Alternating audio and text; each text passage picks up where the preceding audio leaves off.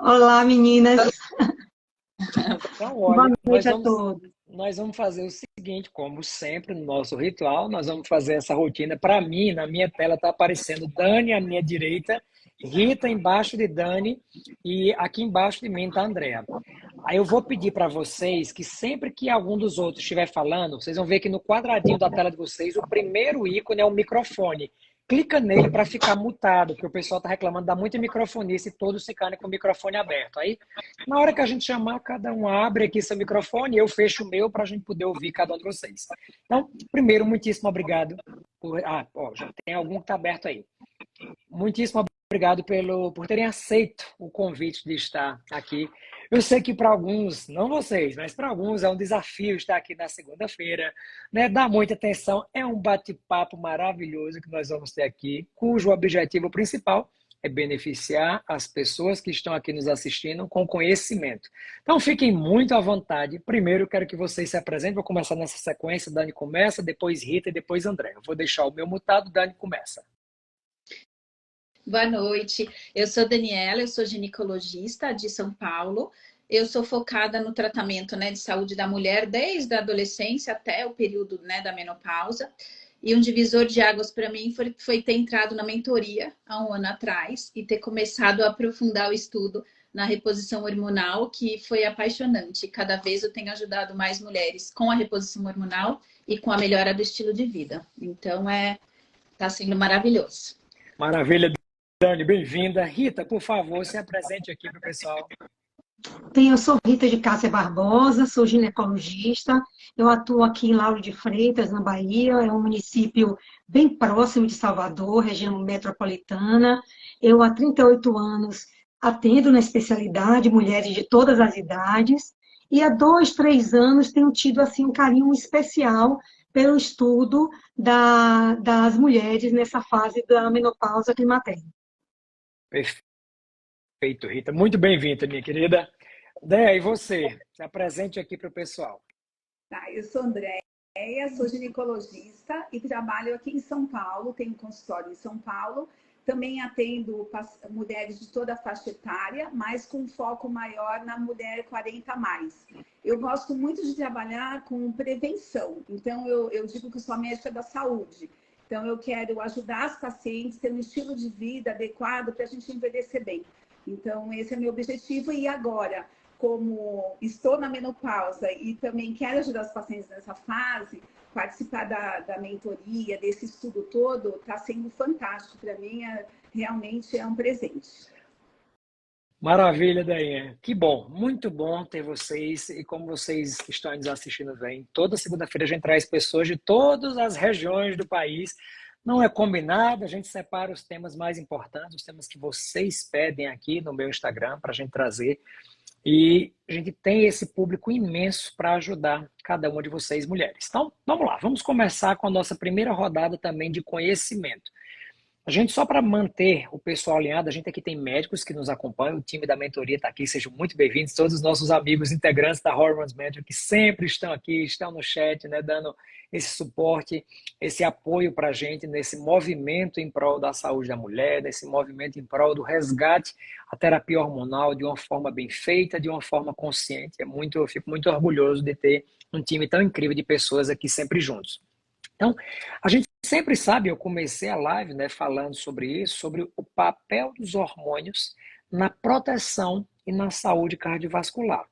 Detalhes importantes que esse papel protetor, ele depende muito da dose, ele depende muito da via de administração e ele depende muito do momento em que essa terapia de reposição hormonal foi iniciada. Então, eu queria que cada um de vocês comentasse um desses pontos. Então, Dani, comenta sobre como é que a dose do estrogênio ela pode ser benéfica ou maléfica para uma paciente inicialmente.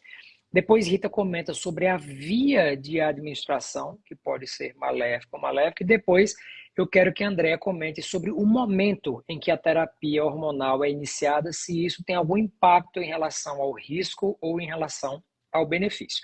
Só para vocês que estão nos assistindo entenderem, eu vou explicar um pouco da fisiopatologia, depois as nos vêm e complementam com isso.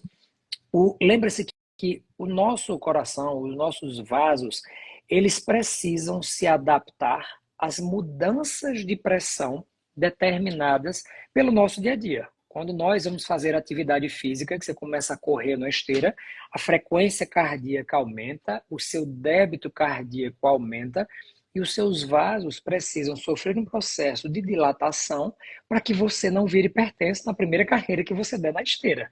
Se assim fosse, todos nós seríamos hipertensos. Então, todas as situações, você sofre um susto, você está deitado e se levanta rápido, tudo isso é uma coisa bem imediata, né? Os hormônios, eles funcionam assim, em reações de segundos, milissegundos.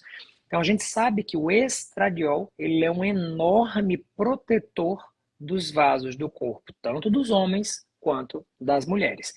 E o estradiol, ele tem um efeito protetor através da produção do óxido nítrico. Quando você produz óxido nítrico, é uma substância que causa vasodilatação e permite que o corpo tenha essa capacidade de se adaptar às mudanças de pressão e à mudança de frequência cardíaca para que você não vire hipertensa. Então, vamos agora fazer essa rodada para o pessoal. Já entendeu? Vamos entender qual é o papel do estradiol na via de administração, na dose, no momento em que é iniciado. Vamos lá, Dani? Então, na transição da menopausa, né? Normalmente a menopausa ela ocorre entre 48 e 51 anos. Naquele período de transição da menopausa, a gente começa a ter algumas alterações hormonais que elas vão acontecendo de forma silenciosa e isso acaba culminando, quando chegar na menopausa, nesse aumento do risco cardiovascular. Então, começa a ter essa alteração hormonal, né? O estradiol, ele tem vários benefícios para o nosso organismo. Então, a gente sabe que ele relaxa a parede do vaso, então ele reduz a pressão arterial, por isso que às vezes aquelas pacientes na transição da menopausa às vezes têm um aumento de pressão, ele reduz o colesterol ruim, melhora o colesterol bom, então ele tem vários benefícios. Quando a paciente entra na menopausa, quanto mais precoce a gente iniciar essa reposição do estradiol, mais benefícios a gente vai ter para o sistema cardiovascular. Então, quanto mais precoce, melhor vai ser. As doses, normalmente, a gente tem que usar as doses mais fisiológicas possíveis para que a gente não tenha o aumento tanto de risco de trombose e de eventos cardiovasculares adversos, né? Então, a gente tenta usar a dose mais fisiológica possível, a gente trabalha bastante com os hormônios isomoleculares, ou na forma de gel, ou na forma de implante subcutâneo, né, que são os que a gente mais utiliza, mas normalmente o ideal é sempre a gente usar uma dose o mais fisiológica possível. Doses muito altas aumenta os efeitos colaterais e desfechos cardiovasculares ruins, que seria trombose, AVC, infarto, tudo. Então, o mais fisiológico possível. Normalmente a gente usa o gel, que é o mais utilizado, né, transdérmico, ou até... As vias são Rita, peraí. Pode ir, Rita. As vias são Rita, calma. Mas maravilha, Dani, é exatamente isso. E dá vontade mesmo da gente sair falando tudo, né? Porque é um assunto que empolga tanta gente. Só para a gente ir rodando, daqui a pouco a gente volta de novo para ti. Mas isso que Dani comentou é muito importante. Por quê? Na hora que a gente, quando ela fala de doses fisiológicas, é importante que vocês entendam que doses fisiológicas são doses que se aproximam aos níveis que a mulher, em geral, produz por volta dos 35 a 45 anos. Então, a gente não vai querer, na reposição da menopausa, que a mulher tenha níveis de estradiol de uma pré-adolescente, de um adolescente que está no período ovulatório. Não é isso o nosso objetivo, nem na reposição. Porque é exatamente isso que ela falou. Se você utiliza doses mais altas, o risco pode ser mais alto, ou seja, ser mais maléfico do que benéfico. Entenda que o estradiol ele também tem efeito, pensando em bomba cardíaca, cronotrópico e inotrópico positivo. Ele aumenta a bomba. Imagina um motor que, se você colocar gasolina aditivada, ele vai aumentar muito esse bombeamento de sangue. E isso pode não ser benéfico a depender da idade em que isso começou, que é o que o André vai falar daqui a pouco. Então, dose fisiológica para você, meu colega médico que está aqui nos assistindo, e você, paciente que nos assiste, são doses suficientes para levar o nível hormonal da mulher da pós-menopausa para o nível que ela tinha algo entre os 35 a 45 anos de idade. Porque a partir dos 35 começa a haver uma queda dos níveis hormonais dessa mulher. Então, a gente quer exatamente voltar para dentro daquela faixa de normalidade de uma mulher 35 a 45 anos, pré-menopausa, ali na fase inicial do climatério. Rita, agora traz para a gente um pouco do seu conhecimento e da sua vivência em relação às vias de administração. A gente sabe que o estrogênio ele pode ser reposto pela via oral, pode ser reposto pela via de implantes hormonais, pela via de géis transdérmicos, pela via de PETs, entre outras. Mas essas 4 são as principais que a gente tem literatura. Tem muita gente usando outras coisas, né, outras vias e fazendo adaptações. Mas eu queria que você comentasse dessas 4, das que você mais tem experiência. Olha, André, Dani, coloca no mute. O mais interessante no uso do estradiol é a gente evitar a via oral, embora ela possa ter o seu lugar, né? Eventualmente a gente pode usar, e se for usada, a mínima dose possível. Mas por que evitar a via oral? Porque, já que na via oral teremos a primeira passagem pelo fígado, isso pode desencadear uma alteração no sistema de coagulação, né? Então, a cascata de coagulação ela pode sofrer interferência e isso aumentar o risco tromboembólico da paciente, tá? Então, a via oral, ela deve ser deixada para casos muito específicos, quando a via transdérmica não for possível por alguma forma. Hoje, os estudos mais recentes apontam que a proteção cardiovascular para as pacientes na menopausa climatério, elas são mais assertivas na via transdérmica, né, na menor dose, porque evita-se essa primeira passagem, essa passagem hepática, tá? Então, a via transdérmica, a via por implantes, por peles, elas evitam essa primeira passagem, então elas seriam mais benéficas do que a via oral. Agora, por exemplo, tanto na via oral como na via transdérmica, o efeito, por exemplo, positivo no perfil lipídico acontece. Nas duas, nós temos decai o nível do colesterol LDL, aumenta o HDL. Entretanto, na via oral, por exemplo, o triglicérides tende a aumentar. E na via transdérmica tende a diminuir. Também por isso, tende a diminuir ou estabilizar. Mas também por isso a via oral já seria também menos interessante do que a via transdérmica, né? Então, a via transdérmica é uma via muito mais fisiológica e muito mais protetora do sistema cardiovascular do que a via oral.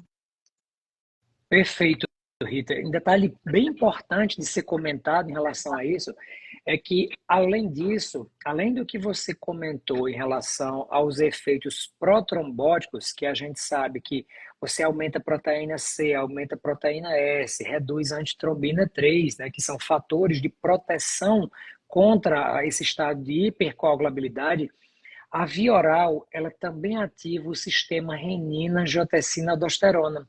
E por isso que estrogênio oral em doses altas, em especial o etinilestradiol, ele tem esse efeito de estimular também um risco aumentado da paciente desenvolver hipertensão pela ativação desse sistema que regula, né, a pressão corporal.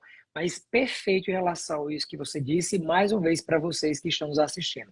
A via oral, ela é a via mais estudada de todas, é a que a gente tem mais referências científicas na literatura. Ela pode sim ser usada se isso for a única condição que a paciente tem acesso, não tem problema, é muito melhor que ela use do que ela não use. Então, se a única coisa que você tem disponível é utilizar a via oral, use de forma bem feita, consciente, com acompanhamento, com exame de mamografia, com ultrassonografia, fazendo avaliação dos seus exames laboratoriais com o seu médico e está tudo bem. Né? Primeiro, ficar bem, porque se você não utilizar, o efeito negativo ele pode ser bem pior. Então, é interessante que vocês façam uso sim. Outro detalhe importante, a via transdérmica, ela tem um papel discreto na alteração do perfil lipídico, especialmente para triglicerídeos. Então, às vezes, para pacientes obesas, paciente obesa é muito complicado a terapia hormonal, porque a via oral piora perfil lipídico, especialmente hipertrigliceridemia, E a via transdérmica tem um problema muito grande, porque os locais em que a gente aplica esses hormônios, geralmente são locais que têm gordura. E a gordura tem uma enzima chamada aromatase, que converte o excesso de estradiol em estrona, que é um hormônio não interessante para essa fase da menopausa. Tem vídeo aqui no meu perfil mostrando o seguinte: antes da menopausa, existe uma proporção de estradiol para estrona, com uma proporção maior de estradiol do que de estrona, porque o ovário está funcionando e produz estradiol. Depois da menopausa, como o ovário passa a não mais produzir estradiol e a gordura assume a função, através dessa enzima chamada aromatase, de converter os androgênios em estrogênios, em especial a estrona, existe uma inversão dessa relação.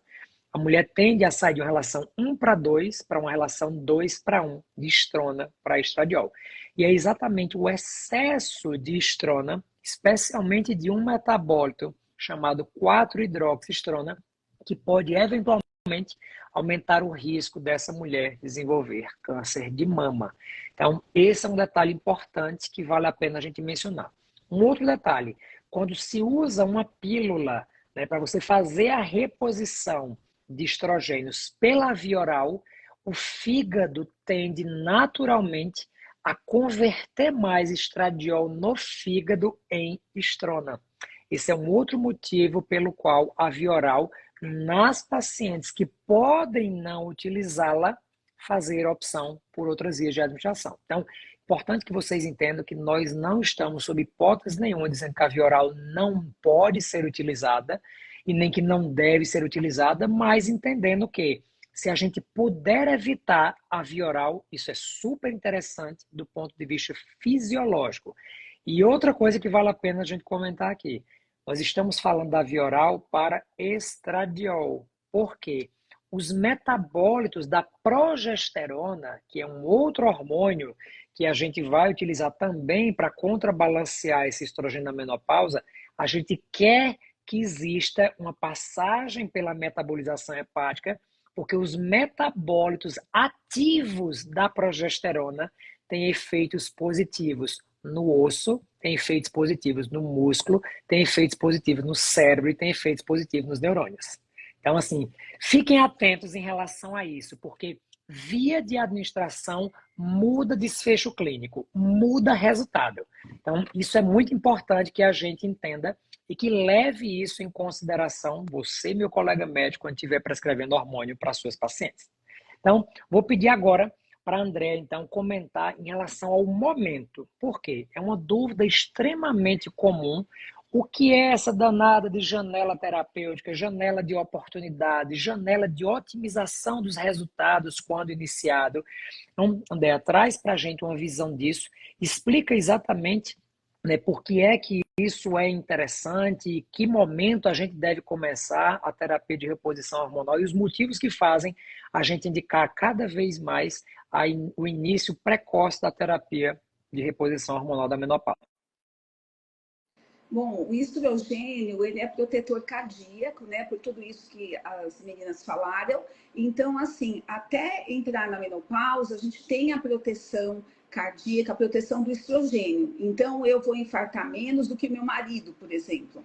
A partir da menopausa, climatério e menopausa, começa a diminuir o estrogênio até os ovários entrarem em falência e não produzir mais estrogênio, aí eu já começo a aumentar meu risco cardíaco.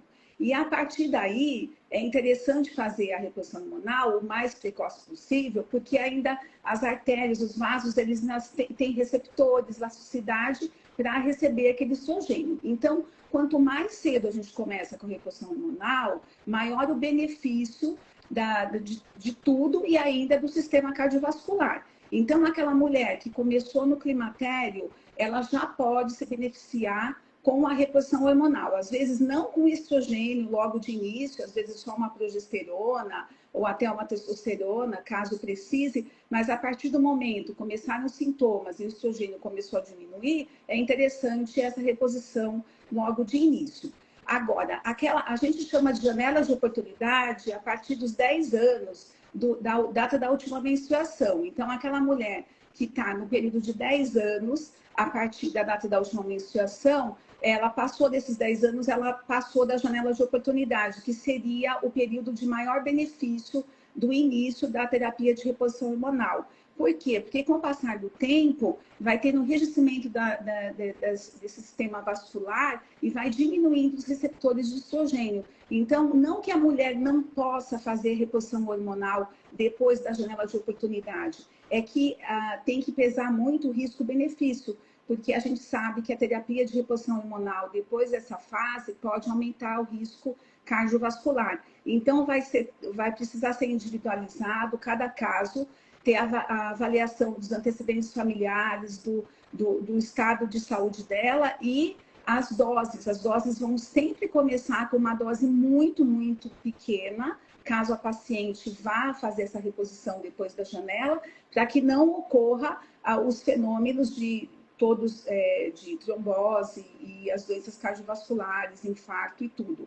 Então, é importante a gente saber se a mulher está dentro da janela e mesmo aquela mulher que já fez um pouquinho de reposição hormonal e já está há alguns anos sem fazer a reposição, que ela fez uma pausa, é contado a partir do tempo que ela ficou sem hormônio esses 10 anos. Então, se a mulher entrou na menopausa, fez 2 anos de reposição e ela parou, vai contar a partir dessa última vez que ela usou o hormônio, essa janela de oportunidade.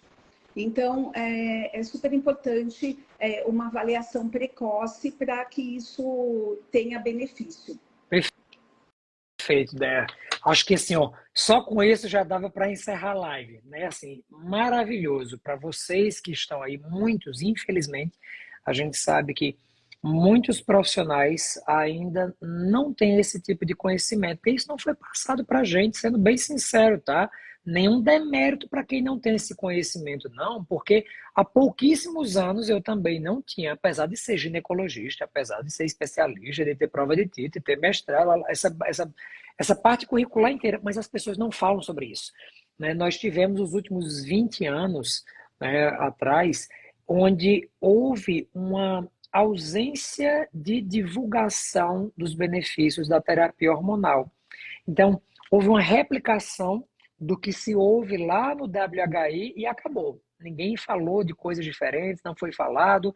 As mulheres ficaram, né, sem assistência durante muito tempo. Foi negado para elas o direito de fazer reposição hormonal. Hoje mesmo no grupo, né, uma colega nossa colocou, eu vou contar porque esse caso é jocoso, né? Não vou citar o nome das pessoas, mas é um caso jocoso. Uma paciente foi para uma médica e aí, enfim, no meio da conversa, a médica disse, eu não vou lhe repor hormônio, não. Aí ela disse, mas por que? Ela disse, porque minha mãe teve câncer. A mãe da médica.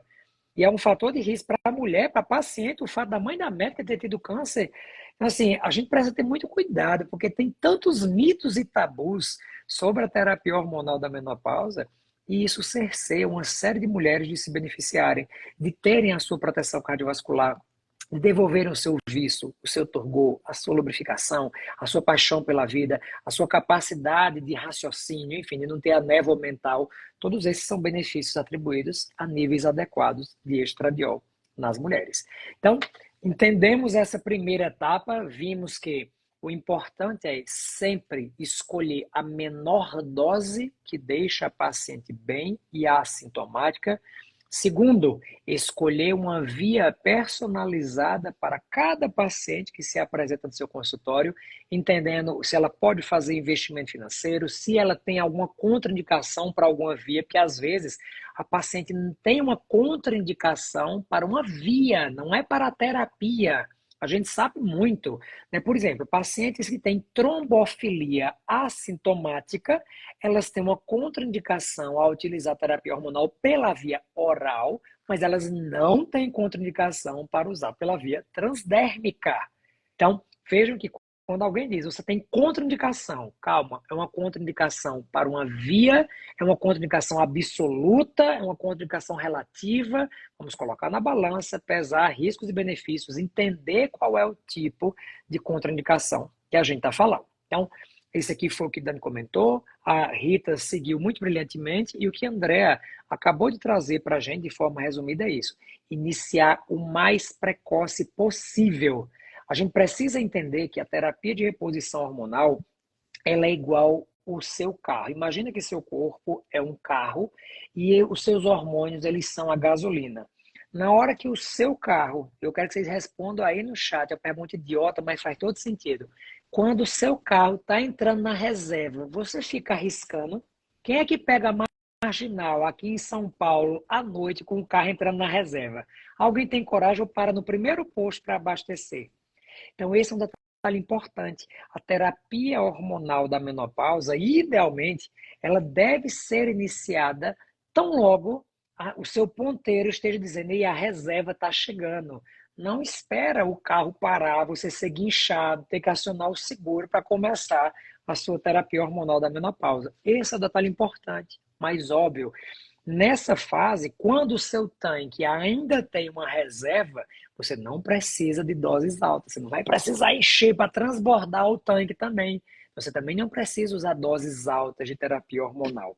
Você precisa usar doses personalizadas para a fase da paciente, na dose que é bacana para ela, na via que é boa para ela, no intervalo que é interessante para ela. Então, esses 3 pontos, eles são assim fundamentais e fazem total diferença no desfecho clínico e no resultado que você, médico, vai dar para a sua paciente e que você, paciente, vai ter conforme a via de administração que o seu médico escolher. E por isso é tão importante a gente trazer esse tipo de conhecimento, e é isso que a gente faz dentro da mentoria o tempo inteiro, alinhar isso tudo, né, para que a gente tenha uma forma mais ou menos padrão de atender, para que as pacientes também tenham um alto grau de assistência de qualidade. E é importante que vocês tenham acesso a esse tipo de informação para que vocês possam conversar com os médicos de vocês. Ô, doutor, será se para mim não era mais interessante eu usar a via transdérmica? Porque eu já tenho tantos anos, eu já estou há tanto tempo, eu estou acima disso aqui, eu faço uso de tal coisa, eu li que tal condição que eu tenho é melhor pela via transdérmica do que pela via oral. Então, esse é o grande objetivo. Nessa metade da live, eu sempre gosto de lembrar para vocês, ó, clica aqui em cima no meu nome e segue essas 3 moças queridíssimas. Segue a doutora Daniela, segue a doutora Rita, segue a doutora Andréa. Elas trazem conteúdo sempre para ajudar vocês, mulheres de todas as faixas etárias, em especial mulheres na menopausa. Se você também entrou aqui, caiu por acaso, não me seguia, clica aqui em cima, me segue também. Também trago muito conteúdo para isso, para vocês. O nosso grande objetivo aqui da Hormones Mentoring, segue também o perfil da Hormones Mentoring, que é onde estão, né, todos os colegas que vêm aqui nas segundas-feiras, eles são mentorados desse meu grupo de terapia de reposição hormonal avançada. Então, são pessoas que se dedicam dioturnamente na madrugada e no final de semana. Final de semana, domingo, minha gente, pelo amor de Deus.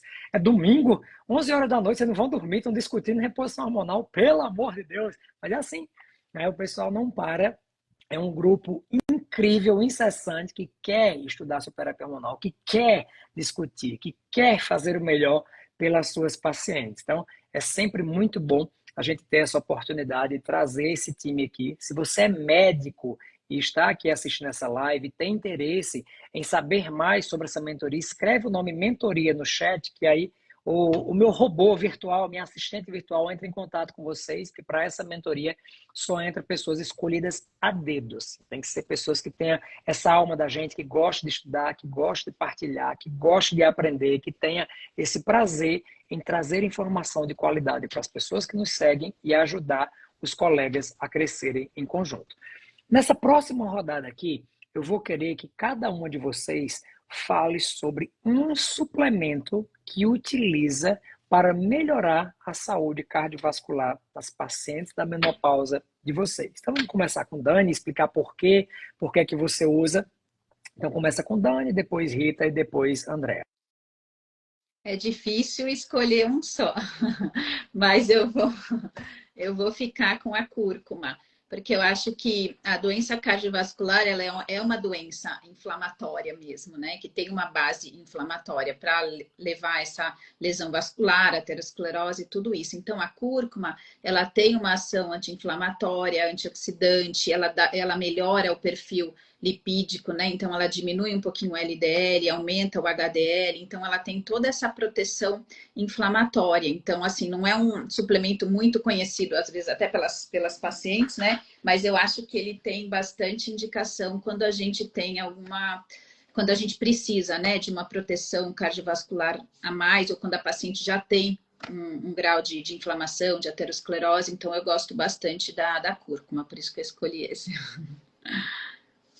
Maravilha, Dani. É um grande suplemento, né? A cúrcuma ela tem ações e uma série de vias metabólicas e via de sinalização, então é bom para a resistência insulínica, que é uma condição comum também nessa transição menopausal e menopausa. Excepcional. Rita, e você? Um suplemento que você indica, que você gosta? A astaxantina. A astaxantina já tem é um potente antioxidante, né? E estimula a formação do óxido nítrico, que é importante para a saúde do endotélio. Então, acho que para diminuir risco cardiovascular, ela tem bastante indicação, né? Então, diminuindo o risco de arteriosclerose, diminuindo o risco, então, das doenças cardiovasculares. Eu gosto muito da astaxantina. Maravilhoso. Eu também já tinha colocado aqui, tava pro meu, ia ser o meu, mas eu vou deixar dela dizer o dela também. Mas vou Só procurar pode um, outra aqui. só pode um escolher Depois, astaxantina. depois a gente faz outra rodada. Tá Vai bom. lá, Dea. Eu gosto bastante da coenzima Q10, que a coenzima Q10 dá aquela varredura dos radicais livres. Vai sobrar o magnésio para você. Ela dá aquela varredura dos radicais livres, então é um antioxidante, ela melhora a fração de ejeção cardíaca também, ela diminui o PCR, ela também tem um poder de melhorar o sistema imunológico, né? Então, e ela tem uma ação muito grande naquelas pacientes que usam estatina. Então, as pacientes que têm colesterol alto, que usam estatina, ele acaba protegendo, porque a via do mevalonato que diminui a produção da coenzima Q10, ela é inativa a produção do coenzima Q10 das estatinas, então com a reposição a paciente tem essa proteção também antioxidante. Então, a paciente que usa a estatina, ela precisa usar a coenzima Q10 contínua. Então eu gosto bastante dela porque tem muita paciente que usa, né, estatina, então eu prescrevo com frequência a coenzima Q10. Muito, muito bem. Também estava na minha lista, ou seja, estamos muito alinhados, né? Eu gosto muito para as pacientes com risco cardiovascular também da berberina. Berberina tem ele é assim extremamente interessante, tem uma ação antiglicante, tem uma ação hipoglicemiante, tem uma ação metabólica em relação à melhora do perfil lipídico também muito interessante. E a gente sabe que uma forma que a gente tem para que a mulher tenha uma terapia de reposição hormonal adequada é que ela não tenha uma produção muito grande de insulina. Então, assim, se a gente pudesse pensar, tem duas coisas que a gente tem que ter em mente em todas as mulheres que nós, médicos, vamos fazer a terapia hormonal da menopausa. Número 1, a gente não pode permitir que essa mulher tenha insulina alta. O Lu, que acabou de entrar aqui, até fez hoje um post sobre isso, falando que ela, né, que é pós-bariátrica, tinha resistência insulínica, começou o tratamento e agora não tem mais. Isso é fundamental, porque a resistência insulínica é uma condição pró-inflamatória. E aí, quando a gente entende sobre os vasos, você sabe que mediar a inflamação, remediar para que a inflamação não aconteça e ter exatamente o que elas nos comentaram, manejar estresse oxidativo, manejar a inflamação e ajustar esse efeito da insulina, que é extremamente tóxico, né? Eu sempre digo para as minhas pacientes, olha, imagina o seguinte, a insulina, ele é o hormônio que abre, é o porteiro da célula, é o hormônio que abre a porta da célula para a glicose entrar. Glicose em excesso no sangue não é interessante. Faz um detalhe, faz uma imagem aí na sua cabeça. Se você pegar 1 quilo de açúcar, esquentar numa panela e ficar mexendo, daqui a pouco faz o quê? Vira um caramelo. Viu como é que faz um caramelo? O caramelo é açúcar aquecido, é só isso. Então, veja só, quando você tem excesso de açúcar na sua circulação, porque a insulina, que é o porteiro, não conseguiu abrir essa porta para que esse açúcar entre dentro da célula e faça a sua função, ele sobra na circulação. Então, só para vocês imaginarem, não é isso que acontece, mas para vocês imaginarem, é como se caramelizasse o seu sangue. E é exatamente por isso que o diabético tem um risco maior de lesão renal, ou de lesão renal, de lesão oftálmica. Você carameliza o rim, você tem nefropatia diabética. Você começa a caramelizar os seus vasos, você tem o pé diabético. Você começa a caramelizar a retina, você tem retinopatia diabética. Então, esse é um detalhe importante. Então, vocês, colegas médicos que estão aqui nos assistindo, por favor, fiquem de olho na insulina e na glicose das pacientes de vocês. E mais importante, a glicose ele é o último a se alterar. A insulina já está alterando muito tempo antes. E antes da insulina alterar, a SHBG já se alterou. E antes da SHBG alterar, a leptina já alterou. Então, quando você pega uma glicose alterada, estou com a glicose de 110. Você está pré-diabética. Meu anjo, você já pegou o incêndio que está com fumaça até o quarto andar. Você podia ter feito uma avaliação anterior de exames laboratoriais que já iriam te dizer, quando a fumaça ainda estava lá pegando fogo no térreo, que alguma coisa ali já não estava funcionando bem.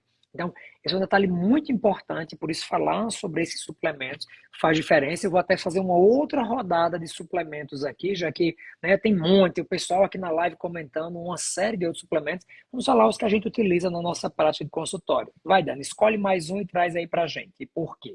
Então, um outro suplemento que eu uso bastante é o magnésio. Então, em relação ao sistema cardiovascular, ele ajuda no relaxamento da parede do vaso. Então, isso ajuda, às vezes, para reduzir a pressão também.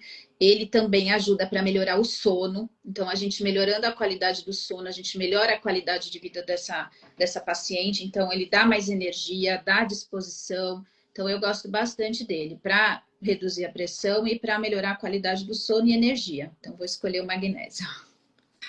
Maravilha. E aí lembra, dentro da infinidade de tipos de magnésio, se você quiser falar um pouquinho, a gente sabe que o magnésio dimalato, por exemplo, é excepcional para bomba cardíaca. Fala outro magnésio e outra função, Dani, aproveitando que você falou sobre eles. Tem o magnésio inositol, que a gente usa bastante para melhorar o sono, o magnésio inositol, E eu tenho magnésio treonato também, que ajuda para a cognição, a parte cerebral, tudo isso. Mas às vezes a gente faz um blend, Põe um pouquinho de cada. Maravilha. Rita, escolha aí outro suplemento que você utiliza aí na sua prática, justifica por que você indica.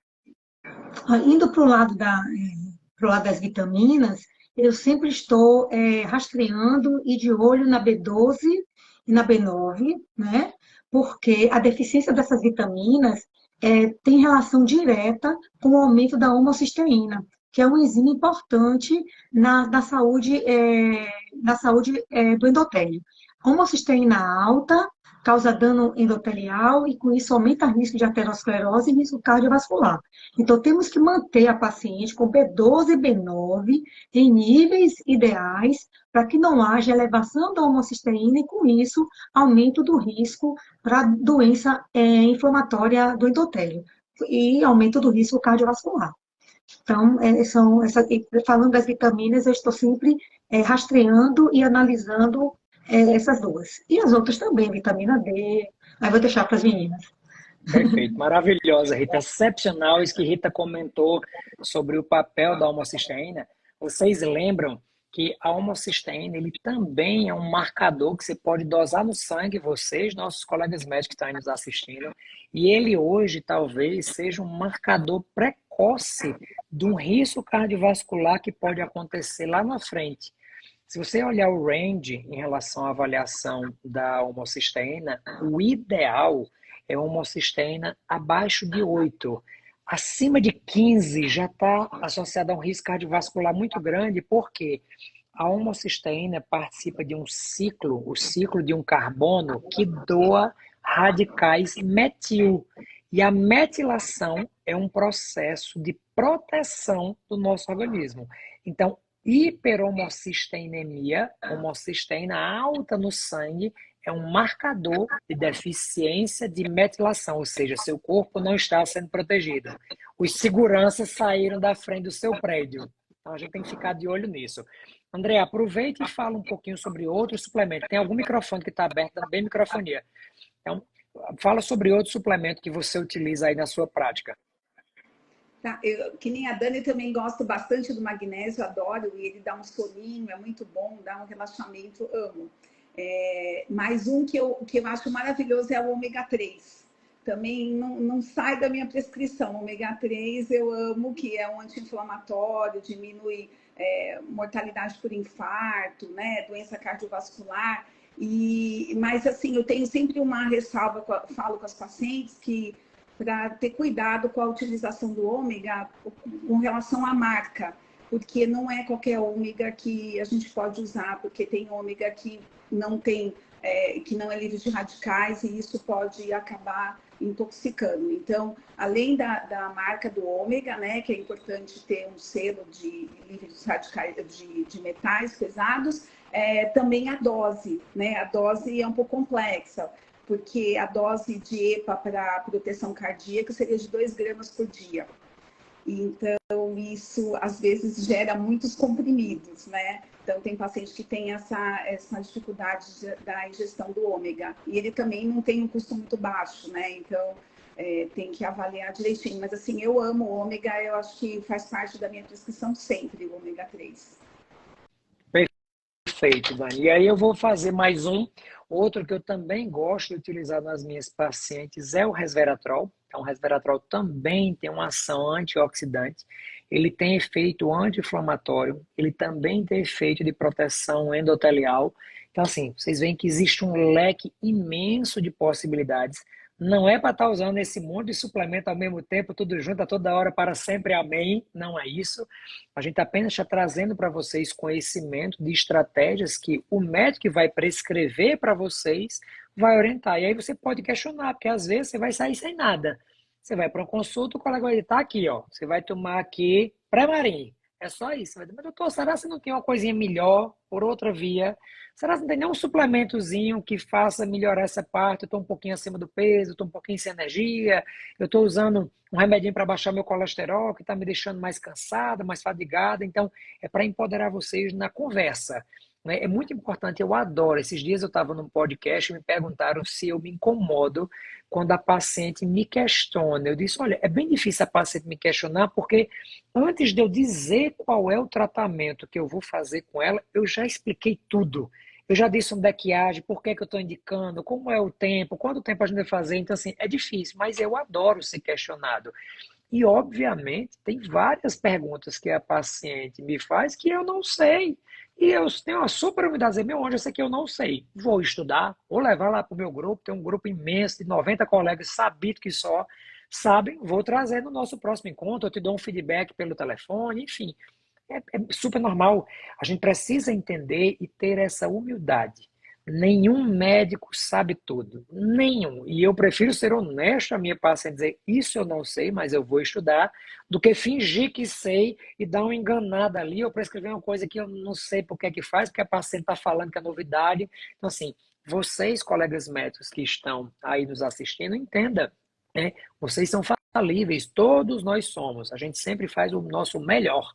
E fazer o nosso melhor muitas vezes é dizer que você não sabe naquele momento. Não há demérito nenhum em você não saber, contanto que você tem o estímulo de querer estudar e querer fazer o melhor pela sua paciente. Esse detalhe assim é super importante e a gente precisa, né? Eu comentava esses dias aqui, estou aqui em São Paulo, vim dar uma aula esse final de semana aqui e comentando, né? Quando você não valoriza, né, quem você é ou o que você é, assim, a frase que não é minha é assim, ó.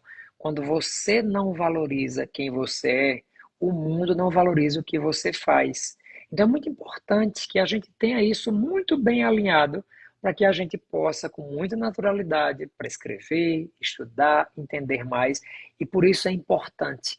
Uma das coisas que eu mais estimulo, né, todas as pessoas, todos os colegas médicos que estão em qualquer programa meu, é que se dediquem a estudar, como essas meninas fazem, como esse time da mentoria faz. Né? Quem quer cuidar de pessoas precisa amar estudar. Tem que fazer uma ode ao conhecimento.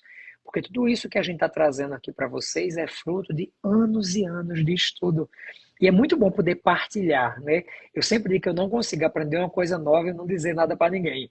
Eu tenho que sair espalhando, ei, chegou uma coisa nova, vocês já estão usando, vocês já estão usando, vocês já sabem disso. Assim, esse é o nosso grande intuito do grupo, é essa partilha, porque mais e mais pessoas precisam ser beneficiadas. Jamais a gente vai querer que só as minhas pacientes que vão lá no meu consultório tenham esse benefício, que nada, eu quero que todas as mulheres do mundo tenham acesso a tudo, né? Esse é o movimento que a gente vem fazendo em prol da valorização da menopausa, em prol da valorização deste movimento. As mulheres precisam ocupar o seu local de direito, né, dessa fase. A menopausa, sempre digo isso, a minha frase está até aqui fixada no meu perfil, é apenas o final da vida reprodutiva, porque os ovários cessaram, mas não é jamais e nem pode ser o final da vida produtiva de nenhuma mulher, pelo contrário. E todas essas estratégias que a gente tem trazido aqui para vocês, todas as segundas-feiras, com o time da mentoria, são exatamente para mostrar para vocês, para provar para vocês que a mulher pode sim ter qualidade de vida na menopausa, ela pode sim ter saúde na menopausa. Porém, ela também precisa dizer sim a escolhas que levam ela para a saúde. Porque tudo isso é um casamento entre médicos e paciente. Não adianta, né, a gente, do lado de cada mesa, prescrever e organizar tudo, orientar, explicar, e do lado de lá, a paciente não fazer nada. Não é assim que funciona. Então, para a gente encerrar, eu vou querer que cada um de vocês deixe uma mensagem final para a nossa audiência, que eu vou ter que atender uma paciente agora, 9 horas. Quero que uma paciente aqui de São Paulo me ligou desesperada. André, pelo amor de Deus, vem aqui em casa que eu estou precisando de você. Eu estou muito mal. Como ela está aqui do lado do meu atendimento, tá bom, eu vou aí na sua casa agora fazer um atendimento presencial. Daqui a pouco eu posto quem é, vocês conhecem ela demais. Então, Dani, vai lá, vamos começar com você. Nossa frase final. Então, eu acho que já que o risco cardiovascular aumenta na menopausa, a transição da menopausa é a última janela de oportunidade ideal para que a gente comece a melhorar nosso estilo de vida, cuidar da nossa saúde. E assim, não esquecer que o exercício é o melhor remédio para a saúde cardiovascular, né? Então não adianta a gente ir um monte de suplementos, só reposição, sem a gente fazer a nossa parte, né? E tem vários fatores de risco que eles são modificáveis. Então a gente não tendo obesidade, tendo uma alimentação saudável, sem tabagismo, a gente consegue reduzir o risco. Maravilha, Dani. Rita, sua mensagem final. Olha, eu queria aproveitar para agradecer a companhia das colegas aqui nessa live, agradecer ao professor Dr. André Vinícius, que é um mentor excepcional, nos incentiva muito a estudar, a buscar o novo. Obrigada, doutor André. E dizer às pacientes, às mulheres que estão nessa fase, né, de climatério e menopausa, que incluam na sua avaliação de rotina, incluam no cuidado à sua saúde, a avaliação das doenças cardiovasculares, que não esqueçam do coração, tá? Visto que as doenças cardiovasculares são a principal causa de morte nas mulheres do Brasil e do mundo. Então, vamos continuar com as nossas rotinas todas, que já fazemos, mas sem esquecer do sistema cardiovascular. Isso certamente nos dará mais saúde e de uma forma mais global. Um beijo a todos. Obrigado, Rita, pelas palavras tão carinhosas. É um privilégio e honra poder conviver com você, com a sua humildade, com esse seu jeitinho, né, tão querido e agradável, assim como o de Dani, que vocês são pessoas, né, Ideia também, vocês três e todo o nosso time são pessoas que eu admiro, eu tenho um carinho, assim, eu fico muito feliz de poder estar junto com vocês, porque a nossa mentoria ela não é de cima para baixo. Nós estamos todos no mesmo lado. Tem muitas coisas que vocês sabem muito mais do que eu, algumas outras eu sei mais do que você, mas nós sempre temos esse objetivo de partilhar. Então, assim, olhar para o lado e ver vocês sempre perto é um privilégio e uma honra muito grande. Então, obrigado, Dani, obrigado, Rita, e obrigado, André. André, você, sua mensagem final. Eu acho que a fase do climatério e menopausa é uma fase muito rica para a mulher. A gente tem muita coisa, muito processo interno de autoconhecimento para ser feito. E se eu não estiver bem de saúde, eu não consigo fazer esse processo. Ainda vai ter muito tempo de vida, a nossa expectativa de vida está aumentando cada vez mais. Então, vale a pena a prevenção das doenças, fazer atividade física, alimentação anti-inflamatória, cuidar do sono, cuidar da parte emocional e espiritual, que isso vai trazer saúde, e com saúde a gente vai poder fazer reposição hormonal para se sentir melhor e conseguir fazer nosso processo até o final. Então, eu sempre sou a favor da prevenção, prevenir através do nosso estilo de vida. Perfeito. Olha, sem palavras para agradecer, batemos aqui quase 400 pessoas ao longo dessa live. Assim, é um privilégio e uma honra realmente estar junto com vocês, né? Ter esse nosso time sempre junto, estudando. Vocês que estão aqui nos acompanhando toda segunda-feira, quase toda segunda, alguém está só com o microfone ligado.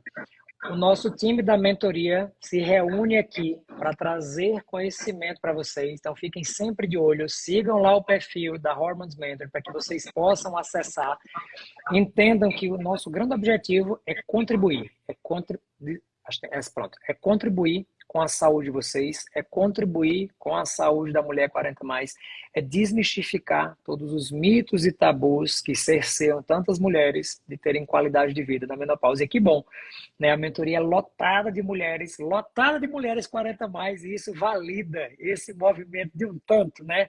Então, assim, muitíssimo obrigado vocês três pelo carinho, pela companhia. Obrigado a cada um de vocês que esteve aqui nos honrando com a presença, né, até essa hora da noite, em plena segunda-feira.